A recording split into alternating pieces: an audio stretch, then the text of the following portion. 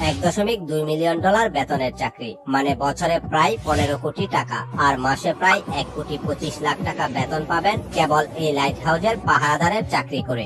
আরো রয়েছে অপরন্ত সুযোগ, যেখানে নজরদারি করার জন্য আপনার কোনো বস থাকবে না কোনো জবাবদিহিতা। সারাদিন ইচ্ছে মতো আরাম করতে পারবেন, যখন মন চাইবে তখন ঘুম থেকে জাগবেন, চারপাশের পরিবেশ উপভোগ করবেন, মন চাইলে মাছ শিকার করবেন, এক কথায় যা ইচ্ছে তাই করতে পারবেন। আপনার কাজ শুধুমাত্র এটা নিশ্চিত করা যে এই লাইট হাউজের চূড়ায় থাকা বাতিটা সঠিকভাবে আলো দিচ্ছে কিনা, কখনো বাতিটা অফ হয়ে গেলে অন করে দিবেন। ব্যাস, কেবলমাত্র এই কাজটুকুই। আপনাকে আর কোনো কিছুই করতে হবে না, সারাদিন নিজের মতো করে সময় কাটাবেন। অবিশ্বাস্যভাবে বছরে 15 কোটি টাকা বেতন পাবেন শুধুমাত্র এই চাকরিটির জন্য। আপনার কি ইচ্ছে আছে এই সহজ চাকরি করার? হয়তো টাকার অঙ্ক হিসেব করে এক বাক্যেই আপনি হ্যাঁ বলে দিবেন, কিন্তু নিশ্চিত করেই বলা যায় যে সম্পূর্ণ ঘটনা জানার পরে কেবল আপনি নয়, পৃথিবীর সবচেয়ে সাহসী লোকটিও এই চাকরিটি করার ব্যাপারে 10 বার ভাববে। কারণ এত সুযোগ সুবিধা থাকার পরেও এটা পৃথিবীর মধ্যে ভয়ঙ্করতম একটা কাজ। বলছি জুমান লাইট হাউজের আকর্ষণীয় বেতনের গার্ডের চাকরিটির কথা। সর্বপ্রথম এই চাকরিটি করার জন্য আপনাকে একটি ফর্ম পূরণ করতে হবে এবং কিছু শর্তাবলী মানতে হবে। ভিডিওটি খুব আকর্ষণীয় হতে চলেছে, তাই নতুন বন্ধুদের প্রতি অনুরোধ রইল চ্যানেলটা সাবস্ক্রাইব করে পাশে থাকা বেল আইকনের অল অপশনটা সিলেক্ট করে সম্পূর্ণ ভিডিওটি দেখতে থাকুন।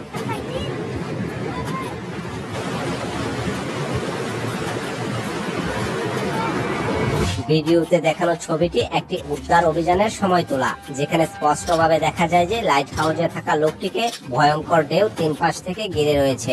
একবার ভেবে দেখুন, এই জোড়ো ঢেউ যদি বাতিঘরকে পুরোপুরি ডেকে দিত তাহলে তার কি অবস্থাটাই না হতো। এইসব জেনেও আপনার যদি এখনো এই চাকরির জন্য আবেদন করার সাহস থাকে, তবে আর কি কি মহাবিপদ আপনার জন্য এখানে উঠতে রয়েছে সেগুলো জানাতে চলেছি। তার আগে চলুন জেনে আসি কেন এই লাইট হাউস গুলো সমুদ্রের মাঝখানে স্থাপন করা হয়, আর এর কাজই বা কি, কেনই বা এর উপর সবসময় নজর রাখতে হয় এবং কি কারণে লাইট হাউস গুলোর আলো সর্বদা জ্বালিয়ে রাখতে হয়। রহস্যময় এই লাইট হাউসের গা ছমছম করা ইতিহাসের আদ্যপান্ত জানতে হলে আমাদেরকে কয়েক বছর পেছনে যেতে হবে, যেখানে আমাদের দেখতে হবে কিভাবে বাতিঘরের ধারণা শুরু হয়েছিল। বলছি প্রাচীন যুগের কথা, যখন যাতায়াতের জন্য না ছিল কোনো গাড়ি, না ছিল আকাশপথের ভ্রমণ ব্যবস্থা, তাই দীর্ঘতম দূরত্ব ভ্রমণের জন্য সর্বোত্তম এবং একমাত্র উপায় ছিল পানিপথ। সেই সময় ক্যাপ্টেন মার্সিয়াস নামক একজন দক্ষ নাবিক ছিলেন, যিনি তার বিপজ্জনক সমুদ্র ভ্রমণের জন্য পরিচিত একজন অসাধারণ নাবিক, কারণ তিনি অনেক প্রতিকূল পরিবেশেও সফল সমুদ্র পাড়ি দেওয়ার মতো অনেক অভিজ্ঞতা অর্জন করেছিলেন। অথচ তার সাথে একটা ভয়ঙ্কর ঘটনা ঘটতে চলেছে। এক রাতে ঘুটঘুটে অন্ধকারের মাঝেই তিনি সমুদ্রের একটি এলাকা দিয়ে যাচ্ছিলেন। ঠিক তখনই পানির নিচে থাকা কিছু একটার সাথে তার জাহাজ ধাক্কা খায়। সেই সময়ের জাহাজগুলো যেহেতু কাঠের তৈরি ছিল, তাই সমুদ্রের তলদেশে থাকা বড় বড় পাথর খন্ডের আঘাতে জাহাজটিতে সহজেই ফাটল ধরে যায়। সেই সব গর্ত দিয়ে প্রচন্ড বেগে পানি ঢুকতে থাকে এবং এটি ডুবে যায়, যার ফলে তার উল্লেখযোগ্য ক্ষতি হয়। এই ঘটনার পর ক্যাপ্টেন মার্সিয়াস ভাবলেন এই সমস্যার কিছু একটা সমাধান খুঁজে বের করতে হবে। তিনি এমন কিছু আবিষ্কার করতে চাচ্ছিলেন যা তাকে এই ধরনের বিপদ থেকে রক্ষা করতে আগে থেকেই সতর্ক করতে পারে। কিন্তু এই আবিষ্কারের পথে সবচেয়ে বড় বাধা হয়ে দাঁড়ায় প্রশান্ত মহাসাগরের বিশালতা। কারণ প্রশান্ত মহাসাগর এতই বিশাল যে আপনি যদি 7টি মহাদেশকে একসাথে একত্রিত করেন, তারপরেও প্রশান্ত মহাসাগরের আয়তনই বেশি হবে। এমনকি এই এলাকায় 5টি চাঁদ পাশাপাশি রাখলেও প্রশান্ত মহাসাগরটি বড় হবে। প্রাচীনকালে যখন নাবিকরা খোলা জলে যাতায়াত করতেন, তখন তাদের কোনো ধারণা থাকতো না যে পরবর্তী তীর কত দূর বা কোন দিকে। এমনকি সমুদ্রের তলদেশে থাকা কোনো কিছু সম্পর্কেও তাদের ধারণা থাকতো না। তখনকার দিনে নেভিগেশন ছিল সবচেয়ে বড় সমস্যা। চলার পথ সম্পর্কে নাবিকদের গাইড করার জন্য কোনো জিপিএস বা কোনো উন্নত ব্যবস্থা ছিল না। তাই তাদের সামনে থাকা রাস্তা সম্পর্কেও কোনো আইডিয়া থাকতো না, কারণ সেই সময় পথ নির্দেশের জন্য এমন কোনো প্রযুক্তি ছিল না যা তাদের রাস্তা চিনতে সাহায্য করতে পারে। জিপিএস 1973 সালে আবিষ্কৃত হয়েছিল এবং জনসাধারণের জন্য চালু হয়েছিল 1978 সালে। মূলত সেই সময় নাবিকদের এই অন্তহীন সমুদ্র অতিক্রম করার জন্য সূর্যের দিকে কিংবা চাঁদ অথবা তারার উপর নির্ভর করতে হতো। কখনো কখনো কিছু প্রাথমিক নেভিগেশন সরঞ্জামের সাহায্য পেলেও এই দিক নির্দেশনার সমস্যার জন্য চলতি পথে আরো দু একটা উৎকুট ঝামেলা এসে হাজির হতো, যেমনটা ক্যাপ্টেন এলিসের সময়ের সাথে ঘটেছিল। একবার ক্যাপ্টেন এলিস তার নাবিকদের সাথে নিয়ে প্রশান্ত মহাসাগর পাড়ি দিচ্ছিলেন।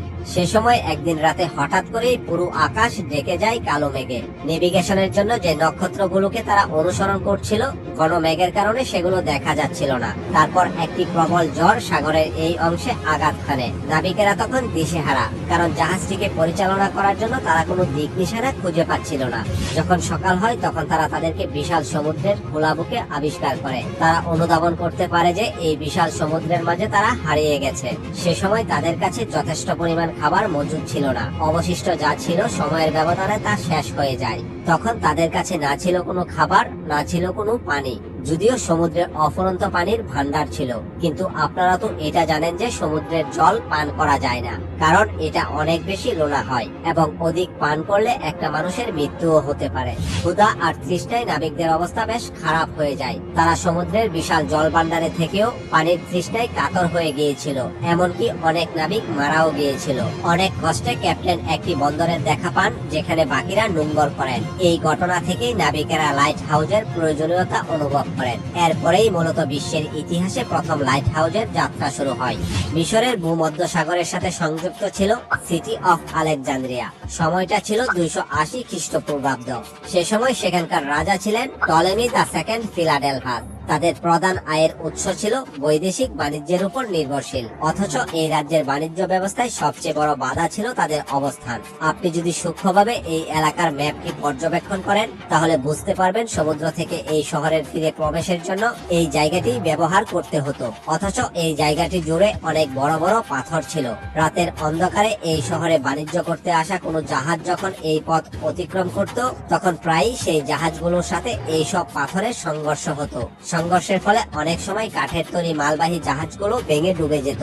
ফলে জাহাজে থাকা সমস্ত পণ্য নষ্ট হয়ে বিরাট লোকসান হতো। সে সময় দিন দিন এই রাজ্যে বাণিজ্যিক জাহাজের চলাচল কমে আসে। ফলে অর্থনৈতিকভাবে এই রাজ্যের বিশাল বড় ক্ষতি হতে থাকে। বিচক্ষণ টলেমি তখন তার রাজ্যের অর্থনীতির চাকাকে সচল রাখতে সেই সময়ের বিখ্যাত আর্কিটেক্ট সস্টাসাস অফ সিনাডাসের কাছে ছুটে যান। তার কাছে এই সমস্যা থেকে মুক্তির জন্য পরামর্শ আশা করেন। দুজনে মিলে একটি বিশ্ব বৈপ্লবিক পরামর্শ করেন। তারা সিদ্ধান্ত নেন এমন এক মিনার নির্মাণ করার, যার চূড়ায় থাকা লাইট সমুদ্রগামী জাহাজগুলোকে পথ নির্দেশ করবে। সেই সাথে এটা জলের তলে থাকা পাথরগুলো সম্পর্কে আগে থেকেই সাবধান করতে থাকবে। ফলে রাতের আধারে চলাচলকারী জাহাজ সহজেই পাথর খণ্ডগুলো এড়িয়ে নিরাপদে কিনারায় আসতে পারবে। এই পরিকল্পনাকে বাস্তব রূপ দিতে ইঞ্জিনিয়ার সস্টাসাস কাজ শুরু করেন। কিন্তু তখনও তিনি অনুমান করতে পারেননি যে তিনি যা করতে চলেছেন তা তাবৎ দুনিয়ার জন্য অন্যতম একটি সৃষ্টি হতে চলেছে, যা প্রাচীন স্থাপত্য শিল্পের ইতিহাসে আলেকজান্দ্রিয়ার বাতিঘর নামে পৃথিবীতে পরিচিতি পাবে।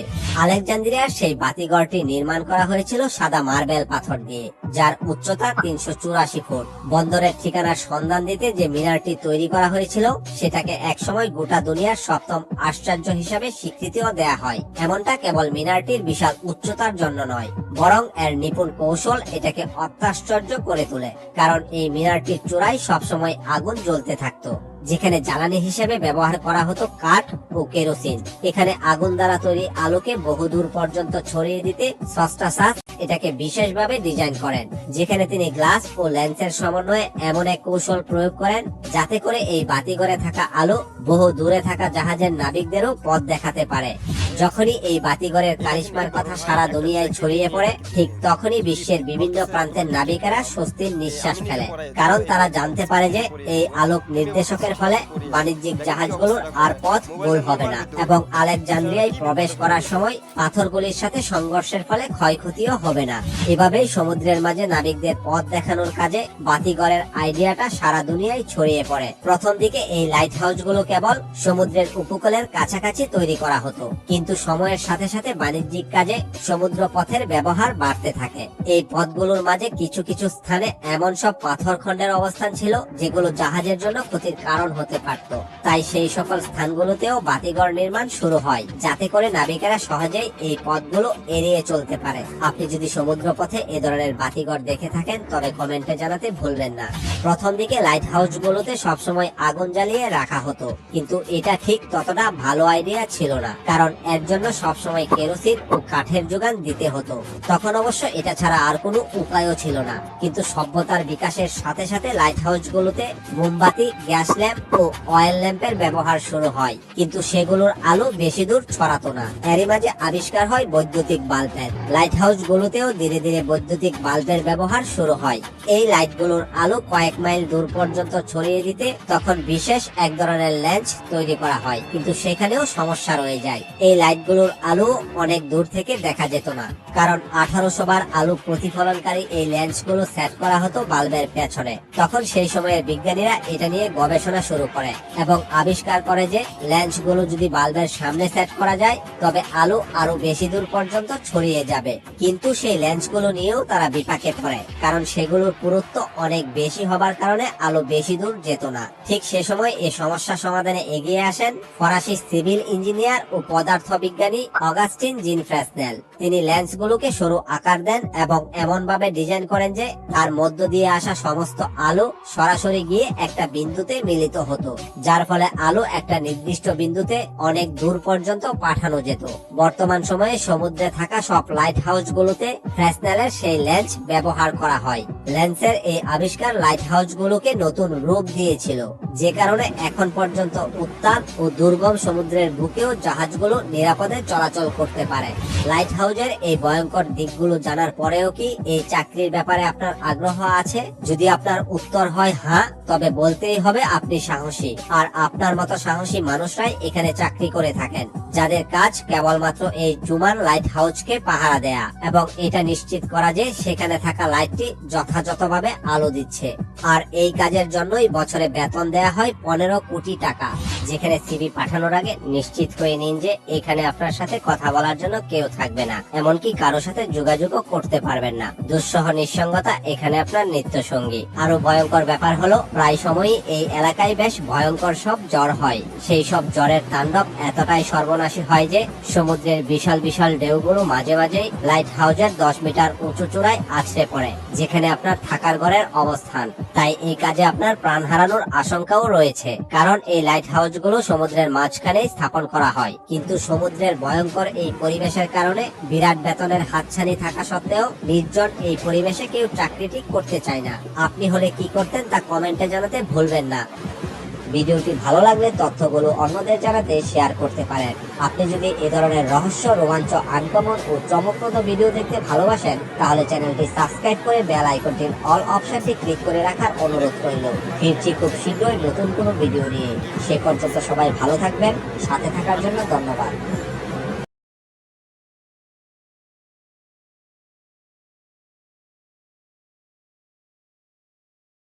ভাই এক সেকেন্ড, এই দেখেন এই বড় ভাই একটা জ্যাকেট এই মেয়েটাকে দিবে গিফট, বলতেছে তোমাকে গিফট দিলাম, তে আমি নিজে পরাইয়ে দেবো। এই মেয়েকে বলতেছে আমি নিজে পরিয়ে দেবো।